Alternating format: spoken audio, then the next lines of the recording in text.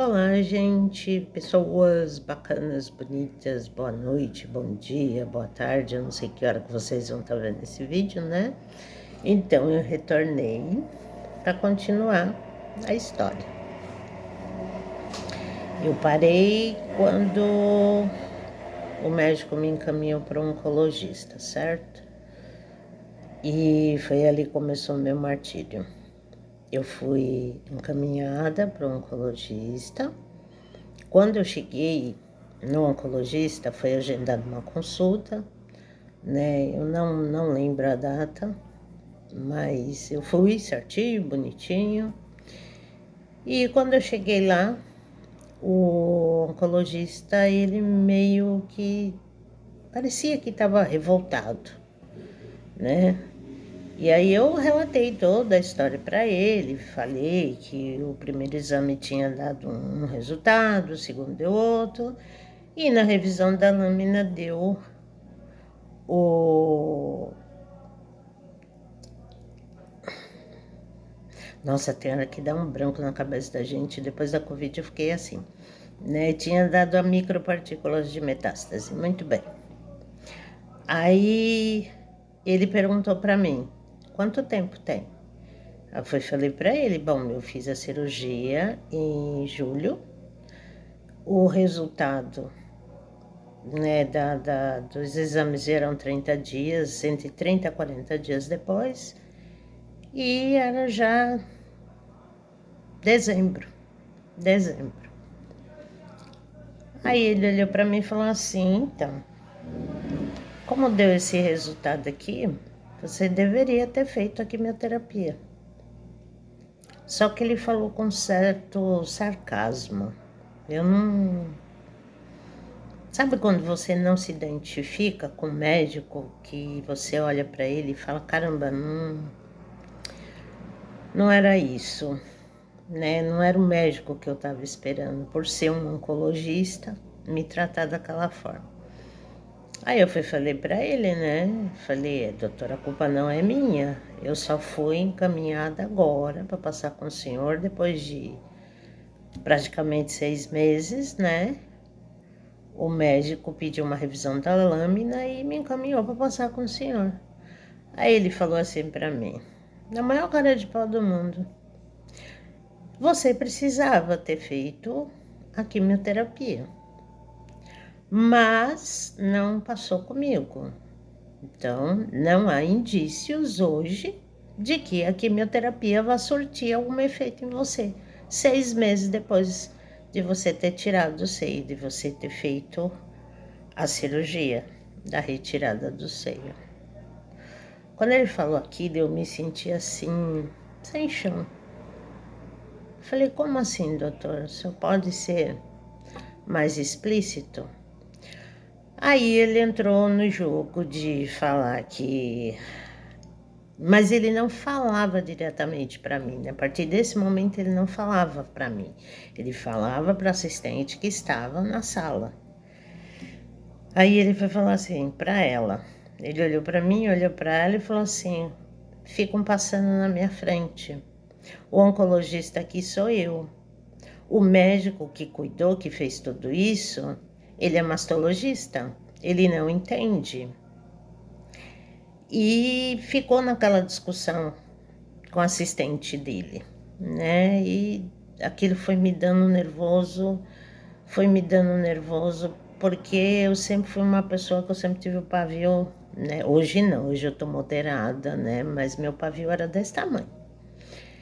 E aí ele conversando com ela, ele começou a usar um dialeto que eles usam entre os médicos, entre os assistentes. E ele deixou bem claro que eu prestei muita atenção e ele deixou bem claro ali que ele não queria colocar a mão dele em cumbuca, que ele não iria fazer nada, que não foi erro dele, foi erro do outro médico. E ele começou a falar mal do outro médico, né? Deu para perceber muito bem. Ele começou a falar mal do outro, culpando o outro. Aí ele olhou todos os meus exames de novo, olhou assim, a meia boca, né? Deu uma repassada muito rápida e falou assim para mim: ó, o negócio é o seguinte, com essas palavras, por Deus do céu, o negócio é o seguinte, como eu disse anteriormente, não há indícios de que você fazendo quimioterapia hoje, 6 meses depois, vai surtir algum efeito, né? Porque você deveria ter vindo passar comigo, não com o outro. Então, a decisão está na sua mão. Aí eu parei. Como assim? Ele foi falou, a decisão está na sua mão. Se você quiser fazer quimioterapia, você faz. Se não quiser, você não faz. Para mim é diferente. Aí eu falei para ele, não, doutor, o médico aqui é o senhor que tem que me orientar e me indicar o tratamento da quimioterapia, se houver necessidade. Como deu metástase, micropartículas de metástase nesse último exame, então é o senhor que tem que indicar. Aí ele falou para mim, falou, não, você vai ter que escolher. Gente do céu, não vou mentir para vocês, eu perdi o chão, eu perdi o teto, eu perdi tudo, sabe o que é tudo? Parecia que eu estava em outro mundo, que aquilo era um pesadelo, que eu estava tentando acordar e eu não conseguia. E eu entrei em desespero, eu comecei a chorar, porque ali ele estava dando, né, o meu veredito. Tipo assim, você não fez nesses 6 meses, a partir de agora, se surtir algum efeito bem, se não surtir, dane-se. E se der certo, deu, se não deu, paciência, você vai partir. Eu entendi isso. E eu surtei. Na sala eu comecei a chorar, eu entrei no desespero. Aí ele falou pra mim, olha, eu vou te dar um tempinho pra você pensar, porque eu tô vendo que você tá nervosinha, com essas palavras. Eu tô vendo que você tá nervosinha, então eu vou te dar um tempinho pra você pensar, mas pensa rápido, tá? Não demora não, porque a gente não sabe o que pode acontecer. Eu saí de lá assim, perdida, totalmente perdida, totalmente sem chão, sem... Falei, gente do céu, só vinham os meus filhos na minha cabeça na hora, né? Quer dizer que eu estou a um passo da sepultura, por culpa, por erro de outras pessoas, porque tudo que me mandaram fazer eu fiz, né? Então, no mundo ali para mim estava desabando. Aí a assistente viu isso tudo, eu estava sozinha, não tinha ninguém me acompanhando. Aí a assistente percebeu que eu não estava bem, ela perguntou para mim, você tá com alguém? Eu falei, não, tô sozinha. Aí ela me pegou, né, eu saí da sala do médico, ela me levou para uma sala ao lado da sala do médico, me sentou lá e eu chorando no desespero, ela foi, me deu um copo com uma água, falou, tenta se acalmar, fica aqui que eu vou chamar uma pessoa para poder conversar com você, para ver se você melhora, entendeu? Porque você tem que ficar bem, porque você não sabe o que vem pela frente, então você vai ter que estar bem forte e você vai ter que ficar bem. E eu fiquei sozinha naquela sala por acho que uns 10 minutos. E foram os piores 10 minutos da minha vida, porque ao mesmo tempo que eu me sentia bem, eu estava naquela de que talvez fosse o meu último dia, ou dali um dia, ou dali 2. Passou um filme na minha cabeça, passou um monte de coisa na minha cabeça. Aí 10 minutos depois entrou a psicóloga dentro dessa sala onde eu estava.